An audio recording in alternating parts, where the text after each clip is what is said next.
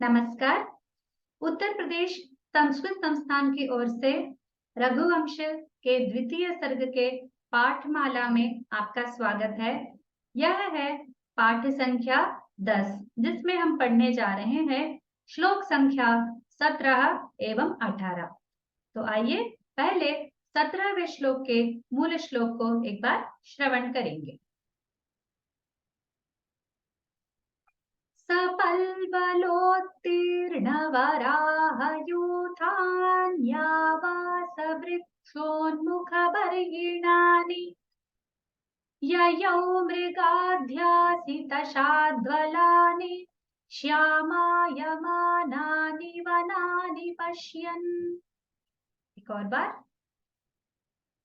सपल्वलोत्तीर्णवराहयूथान्यावासवृक्षोन्मुखबर्हिणानि ययौ मृगाध्यासितशाद्वलानि श्यामायमानानि वनानि पश्यन्। आइए अब हम इसका पद विभाग देखते हैं। सह पल्वल उत्तीर्ण वराहयूथानि आवास वृक्ष उन्मुख बर्हिणानि ययौ मृग अध्यासितशाद्वलानि श्यामायमानानि वनानि पश्यन्। अब हम इसका अन्वय देखते हैं। सह पल्वलोत्तीर्ण वराहयूथानि आवास वृक्षोन्मुख बर्हिणानि मृगाध्यासितशाद्वलानि श्यामायमानानि वनानि पश्यन् ययौ। अब हम आगे इसका प्रतिपदार्थ देखेंगे। सह दिलीपः महाराज दिलीप। पल्वलोत्तीर्ण वराहयूथानि येभ्यः अल्पजलाशयेभ्यः शूकराणां वृन्दानि निर्गतानि ते यत्र सन्ति तानि वनानि। यह एक समस्त पद है जिसका अर्थ हमें अलग अलग शब्दों को करके निकालना पड़ेगा। जिन छोटे छोटे जलाशयों में से शूकराणाम यानी सुअरों के वृंदानी उनके समूह निर्गतानी निकलते हैं, ऐसे जलाशय या फिर ऐसे पलवल छोटे छोटे जो पानी से भरे हुए कुछ रहते हैं, वो शुद्ध जल तो नहीं रहता है, उसमें जहां पर सुअर संचार करते हैं, ऐसे पलवल जहां पर बने हुए हों, जो वन है ये उसके बारे में बता रहा है। उसके लिए ये विशेषण है, वन शब्द का, वनानी उसका विशेषण है।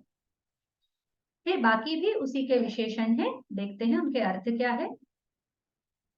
आवास वृक्षोन्मुख बर्हिणानि येषां निवासभूतानां वृक्षाणां दिशि मयूराः उन्मुखाः तादृशाः वृक्षाः यत्र सन्ति तानि वनानि। जिन निवास योग्य वृक्षों को, ठीक है, जिन वृक्षों को इन मोरों ने अपना निवास स्थान बनाया है, उन रहने आवास के लिए, उनके तो वो हम जैसे घर में रहते हैं वो वैसे वृक्षों पर रहते हैं, तो उनके और संध्या समय होने के कारण वो वापस जाने लगे थे। ऐसे वृक्ष जहां पर है, इस प्रकार का अर्थ इसमें से निकलता है। मृगाध्यासित शाद्वलानि हरिणैः निवासिताः शाद्वलाः यत्र सन्ति तानि वनानि। जहां पर हिरणों से भरे हुए शाद्वल, शाद्वल का अर्थ होता है बहुत फैले हुए जो तृणभूमियां हैं, यानी कि घास से भरे हुए बहुत बड़े बड़े स्थान हैं, यानी प्लेन लैंड्स, जो भी भूमि धरा होती है पूरे घास से भरी होने के कारण वहां पर बहुत सारे हरिण संचार कर रहे हैं, ऐसे वन, ये भी वनानी का विशेषण है। श्यामायमानानि संध्याकालः भवतीति कारणात् कृष्णवर्णे परिवर्त्यन्ते। ये जो संध्या समय है वो तमस यानी अंधकार, अंधकार कृष्ण वर्ण का होता है, तो उसको फैलते हुए होने के कारण, अंधकार फैलता हुआ है अभी इस समय संध्या समय, तो सब कुछ काला काला सा दिखने लगा था। धीरे धीरे से सब कुछ रंग एक ही हो जाता है। रात को किसी चीज का हमें रंग समझ में नहीं आता है, कोई लाल है, कोई नीला है, कोई काला है, पर हम सबको काला ही देखते हैं। तो वही श्यामाय माननी, धीरे धीरे वो श्याम वर्ण में वो परिवर्तित हो रहे थे। वनानि अरण्यानि, तो पल्वलोत्तीर्ण वराहयूथानि, आवास वृक्षोन्मुख बर्हिणानि, मृग अध्यासित शाद्वलानि और श्यामायमानानि, ये सब वन के लिए ही बताए गए हैं। तो ऐसे वनों को पश्यन वीक्षमाणः, देखता हुआ, कौन? राजा। ययौ, वो फिर जाने लगा। ठीक है, इसके साथ प्रतिपदार्थ खत्म हो गया। अब हम चलते हैं सरलार्थ की ओर। सह दिलीपः प्रत्यावर्तमानः ददर्श, वो वापस जाते हुए देखने लगा था। संध्यागमे सूकराः पल्वलेभ्यः शतशः निर्गत्य विचरन्ति, बर्हिणश्च निशां यापनार्थं वासवृक्षाभिमुखं गच्छन्ति, हरिणाश्च शष्प श्यामेषु स्थलेषु सुखं स्थिताः विश्राम्यन्ति, वनस्थली च क्रमेण प्रदोषांधकारेण श्यामी भवति। इसका अर्थ अब हम हिंदी में सुनते हैं। संध्या आगमे, संध्या काल के आने पर सुअर अपने जो पलवल है वहां से, कीचड़ भरा जो जल का स्थान है वहां से सैकड़ों की संख्या में बाहर आके विचरण करने लगे थे। बर्हिणः यानी मयूर, मोर, मोर भी रात बिताने के लिए अपने जो पास वाले पेड़ है, जिन पेड़ों पर वो निवास अपना बना के रहते हैं, उनकी ओर जाने लगे थे। और हिरणे, जो बहुत सुंदर घास है, बहुत कोमल घास है, ऐसे स्थलों में सुख से वो बैठे हुए हैं। हरिणे कूदक नहीं रही है, वो कूद नहीं रही हैं, ठीक है, वो बस बैठे हुए हैं, यहाँ वहां विचरण नहीं करने लगे हैं संध्या समय होने के कारण।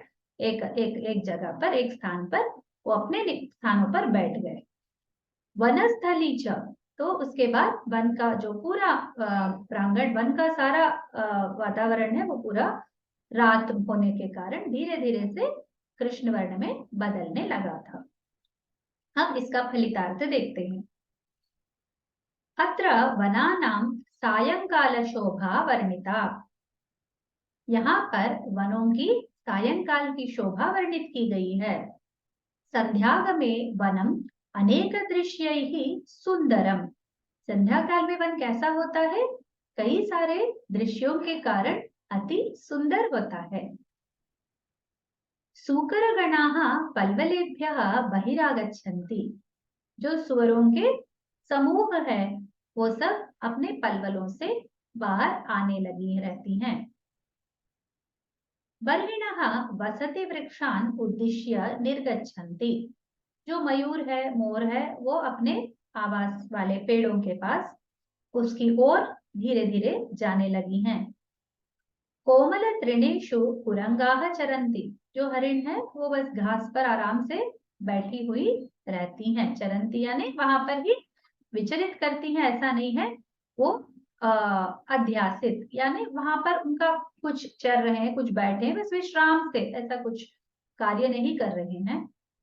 सूर्यास्तमय वेलायां सर्वत्र तमः आवर्तते, येन श्यामवर्णः प्रसरति, सर्वत्र धीरे धीरे अंधकार छाने लगा, जिससे सब एक ही वर्ण में परिवर्तित होने लगा।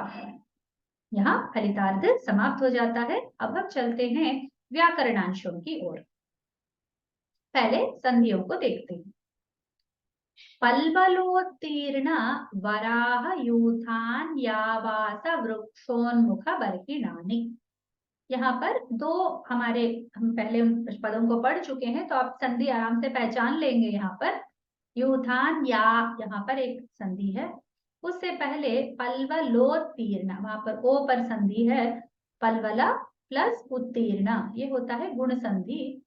फिर यूथानी आवासा, यहाँ पर यण संधि है, इस प्रकार। फिर बाद में सब मिला के लिखा हुआ समस्त शब्दों का संचय है, समस्त पद में उसके घटक शब्द है, बस और कुछ नहीं। मृगाध्यासित शाद्वलानि, मृग प्लस अध्यासित, ये होता है दीर्घ संधि, और शाद्वलानि उसमें कोई संधि नहीं है। अब समासों को देखते हैं।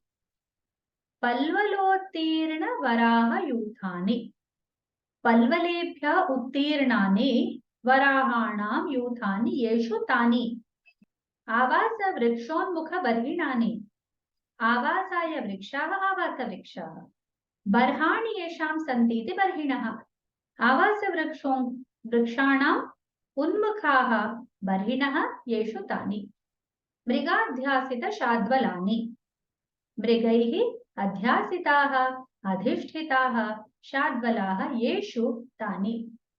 अब हम इसमें साहित्य आदि विशेषों को देखते हैं। पहली बात, इसमें अलंकार जो है वो है सहज अलंकार, यानी जो पलवल का दृश्य है, सुकरों का वर्णन है, फिर मयूरों का वापस जाते हुए ऐसे कहा गया है, फिर सुंदर हरिणों का दृश्य है।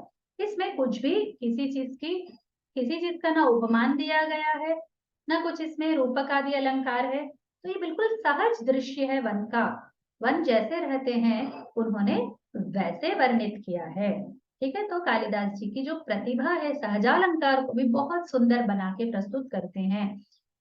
अत्र सुंदराणां मयूराणां सारंगाणां च वर्णनेन सह असुंदराणां कीरीणामपि वर्णनं करोति कविः। कवि की प्रतिभा कहाँ दिखती है? जहाँ असुंदर दृश्य है। सुअरों को देख के तो हमें बहुत असुंदर लगता है, वो असुंदर कोई सुंदरता के प्रतीक तो है नहीं, और वो भी पलवल से बाहर निकल रहे हैं, यानी उसके पूरे शरीर पर कीचड़ लगा हुआ है। तो उस दृश्य को भी कवि ने बहुत सुंदर रूप से इसमें प्रकटित किया है, जिससे हमें बहुत आश्चर्य होता है। और इसमें वन का जो सौंदर्य वर्णन है, उसमें कालिदास जी की जो प्रतिभा है वो हमें दिखाई देती है। वनस्य सौंदर्य वर्णनम कालिदासस्य प्राकृतिक शोभा वर्णन पाटवम अत्र गोचरी भवति। तो उसमें जो उनकी पकड़ है उससे हम परिचित होते हैं।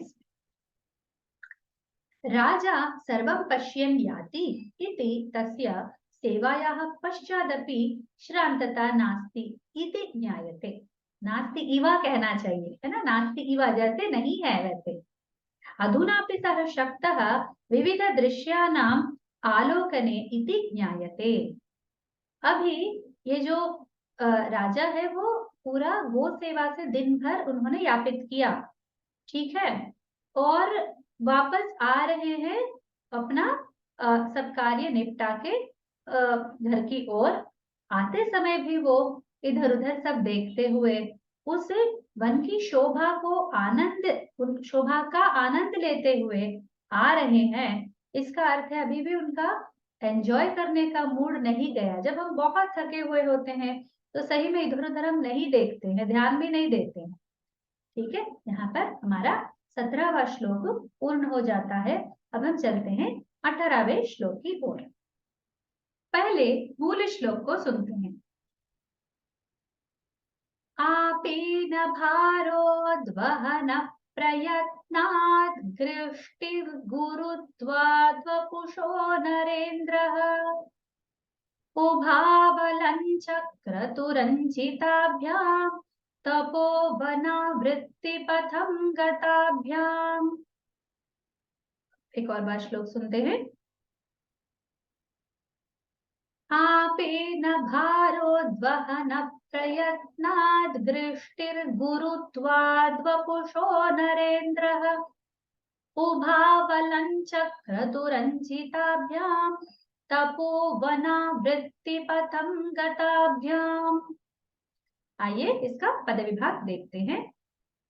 आपीन भार उद्वहन प्रयत्नात् दृष्टिः गुरुत्वात् वपुषः नरेन्द्रः उभौ अलञ्चक्रतुः अञ्चिताभ्याम् तपः वन आवृत्ति पथम गताभ्याम। अब हम इसका अन्वय देखते हैं। आपीन भारोद्वहन प्रयत्नात् दृष्टिः वपुषः गुरुत्वात् नरेन्द्रः च उभौ नंदिनी नृपौ अंचिताभ्यां गताभ्यां तपोवनावृत्ति पथम अलंचक्रतुः। अब हम इसका प्रतिपदार्थ देखेंगे।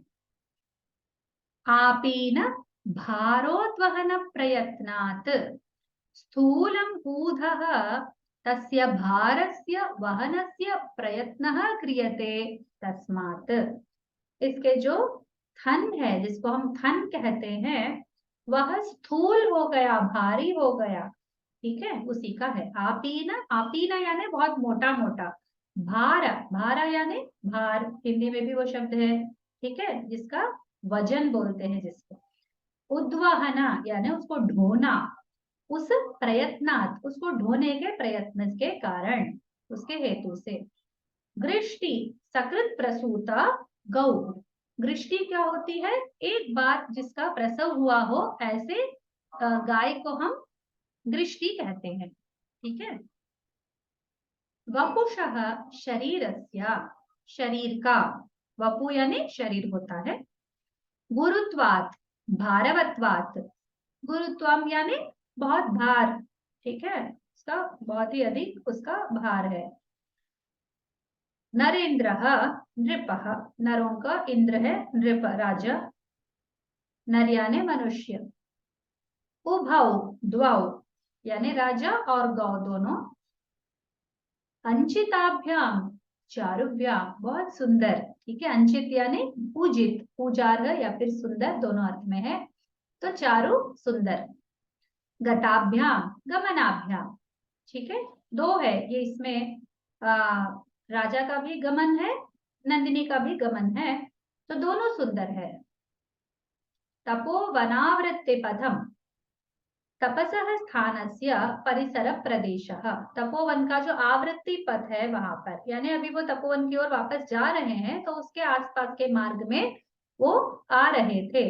ठीक है, तो उस मार्ग को, ठीक है, उसमें द्वितीय विभक्ति है। अलंचक्रतुः, उन्होंने उसको सुंदर बनाया, अलंकारित, अलंकृत किया। भूषितवन्तौ। ठीक है, अभी हम इसके प्रतिपदार्थ समाप्त करके सरलार्थी की ओर बढ़ते हैं। सा नंदिनी महोधो भारात्, दिलीपः च विपुल शरीर भारात्, द्वौ मृदुपदं गच्छतः, तेन च मनोहरेण चरणक्षेपेण उभौ आगमन पंथानं भूषितवन्तौ। वह नंदिनी अपने थनों के भार से, और दिलीप अपने बहुत विपुल शरीर से, वो महाकाय राजा है, इसीलिए उनके शरीर के भार के कारण दोनों यानी नंदिनी और राजा दोनों धीरे धीरे मृदु पदम यानी बहुत ही कोमल पदों को, यानी बहुत जोर से और वेग से नहीं जाते हुए, धीरे धीरे अपने कदम रखते हुए गच्छतः जाने लगे थे। उनके सुंदर चरण क्षेप से यानी पैर को रखने के कारण, रखने से, उभौ आगमन पंथानम भूषितवन्तौ, उनका जो पैरों का रखना, धीरे धीरे रखते हुए जो चलना है, उस चलने से उन लोगों ने, उनको चलने के जो शैली कहते हैं, जिसको स्टाइल कहते हैं, उससे उन्होंने उस तपोवन का जो आने का मार्ग था, उसको उन दोनों ने अलंकृत किया। ठीक है, अब हम इसका फलितार्थ देखते हैं। इसको एक बार पढ़ती हूँ, सुनिए। नंदिनी एकवत्सा गौः, तस्याः दुग्धोत्पत्ति स्थानं भारवत् अभवत् दुग्ध संचयात्, अतः सा तत् वहन्ती शनैः अचलत्। महाराजः विशालकाय, अतः सोऽपि मन्दम् अव्रजत्। सुन्दरगमनेन द्वावपि तं मार्गम् अलङ्कुरुतः इव दृश्यते स्म। नंदिनी एक वत्सा गौः, जो नंदिनी है उनका एक बच्ची है, एक बछड़ी है। ठीक है, तस्याः दुग्धोत्पत्ति स्थानं भारवत् अभवत् दुग्ध संचयात्, संध्या होते ही नंदिनी को किसकी याद आती है? अपनी बच्ची की याद आती है। ठीक है, उससे उसका थन पूरा दूध से भर जाता है और वो जल्दी तो जाना चाहती है, पर वो धीरे धीरे ही चल सकती है, क्योंकि वो भार से कहीं दूध गिर न जाए कहीं, और उस भार से वो चल नहीं पाती है। इसका अर्थ है इतना भारी था उसका थन, कभी कभी इसीलिए वह दुग्ध संचय होने के कारण धीरे धीरे चलने लगी है। महाराज जो है वो विशालकाय है। नंदिनी धीरे चल रही है, इसका कारण तो थन दूध से भर गया है। अब महाराज है, उसका क्या कारण है? उनका धीरे चलने में क्या कारण है? वो है उनका शरीर बहुत विशाल है। ठीक है, इसका अर्थ ये नहीं कि वो बहुत भारी है, मोटे हैं, चल नहीं पा रहे हैं, ऐसा नहीं है। एक तो थकावट भी है और विशाल काय भी है, तो अभी कोई आवश्यकता नहीं है दौड़ वौड़ लगाने की, और नंदिनी मैया भी धीरे चल रही है तो वो भी धीरे चलने लगे थे। ऐसा नहीं कि युद्ध में जो वेग चाहिए वो तो उनके पास रहेगा ही, वहां पर हमें शंका नहीं करनी चाहिए। तो इस प्रकार धीरे धीरे चलने के कारण वो जो मार्ग है वो बहुत सुंदर लग रहा था, ये दोनों जब चलकर आ रहे थे तो। ठीक है, अतः सोपी मंदम अव्रजत सुंदर गमनेन द्वावपि तम मार्गम अलंकुरुतः इव दृश्यते स्म। ऐसा लग रहा था कि जैसे उस मार्ग को ही शोभित कर रहे हैं। ठीक है, अब हम इसके व्याकरणांशों को देखते हैं। पहले संधियों पर ध्यान दें। आपीन भारोद्वहन प्रयत्नात्, ठीक है, प्रयत्नाद गृष्टि, प्रयत्नाद गृष्टि है, वहां पर त है। गृष्टिर गुरु, फिर वहां पर संधि है र रेफादेश, फिर द वपुषो, वहां पर द त है।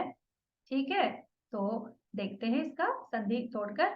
आपीन भारा प्लस उद्वहन, वहां पर गुण संधि है। उद्वहन प्रयत्नात गृष्टि, फिर प्रयत्नाद गृष्टि हो गया, वो एक वहां पर संधि है। और गृष्टि ही गुरुत्वाद, गृष्टिर गुरुत्वाद बन गया है। फिर गुरुत्वात् वपुषः, गुरुत्वाद वपुषः बन गया है। उभावलन चक्रतुरंचिताभ्याम, उभौ प्लस अलन चक्रतु, उभावलन अयादि संधि है, इसमें औ का आव हो जाता है। ठीक है, उभावलन चक्रतु अंचित, चक्रतु रंची है ना, वहां पर रहा है रेफादेश विसर्ग के कारण वो ऐसा हुआ है संधि में मिलकर। तपोवनावृत्ति पथम, तपोवना प्लस आवृत्ति पथम, यहाँ पर दीर्घ संधि है। आइए अब समासों को देखते हैं। आपीन भारोद्वहन प्रयत्नात्, यानी आपीनतायाः भारः आपीन भारः, उस हेतु से जो भार है वो, तस्य उद्वहनम, उसका वहना यानी उसका ढोना, तस्मिन प्रयत्न, उसमें जो प्रयत्न है, तस्मात् उस कारण से। ठीक है, तपोवनावृत्ति पथम, तपोवनात् आवृत्ते है पंथाः तम तपोवनावृत्ति पथम, तपोवन का जो, तपोवन से आवृत्ति है तपोवनावृत्ति। ठीक है, तपोवन की जो आवृत्ति है वो है, और उसका पंथाः, उसका मार्ग, तम उसको। ठीक है, पंथा का अर्थ होता है मार्ग, तो पथम उसको। ठीक है, द्वितीय। अब चलते हैं साहित्य आदि विशेषों में। गौः सवत्सा वत्साय दुग्धम धरति, सा आदिनं तृणानि खाद्यानि च स्वीकृत्य सायंकाले वत्साय दुग्धं दातुमिच्छन्ति सवेगं गन्तुकामा, किन्तु ऊधसः भारात् तथा कर्तुं न समर्था, मंदं गच्छन्त्यपि सा सुंदरी, और ऐसा मंद चलते हुए भी वो सुंदरी है। क्षत्रियाः महाकायाः शोभन्ते, दिलीपोऽपि विपुलशरीरः, युद्धादिषु तु तस्य मन्दत्वं न अभवत्, न भवेत्। गौः मन्दं चलतीति सोऽपि मन्दमचलत् प्रायः, अथवा गज इव सामान्यतया मन्दगमनः, अतः सुन्दरः सन् पन्थानं स्वगमनेन भूषयतीति अर्थः। इसी को मैं बता रही थी आपको कि क्षत्रिय जो है वो बहुत ही विपुल काय होते हैं, यानी मोटे होते हैं ऐसा नहीं है, बहुत लंबे चौड़े उनकी छाती, और फिर बहुत ही कद में वो बहुत ऊंचे रहते हैं। फिर दिलीप भी ऐसे ही हैं, उनका शरीर है, उनका बल होता है, बल तो शरीर में ही बसता है, तो एकदम सिकुड़े सिकुड़े से रहेंगे तो उनको शक्ति नहीं रहेगी। युद्धादि में उनका जो मंदत्व है वो यहाँ पर व्यंजित नहीं है, क्योंकि अभी युद्ध का दृश्य है ही नहीं। ठीक है, तो वो धीरे चल रहे थे इसलिए क्योंकि नंदिनी धीरे चल रही थी, या फिर सामान्य स्थिति में वो गज के समान चलते हैं। जब युद्ध आदि होते हैं तब उनका गमन अलग हो जाता है, वहां पर दृश्य बदल जाता है। अतः इसका जो इसीलिए उनके गमन से वो पथ को सुंदर बना रहे थे। ठीक है, इसी के साथ ये श्लोक हमारा समाप्त हो जाता है और ये पाठ भी समाप्त हो जाता है। अगले मॉड्यूल में पुनः मिलेंगे। नमस्कार।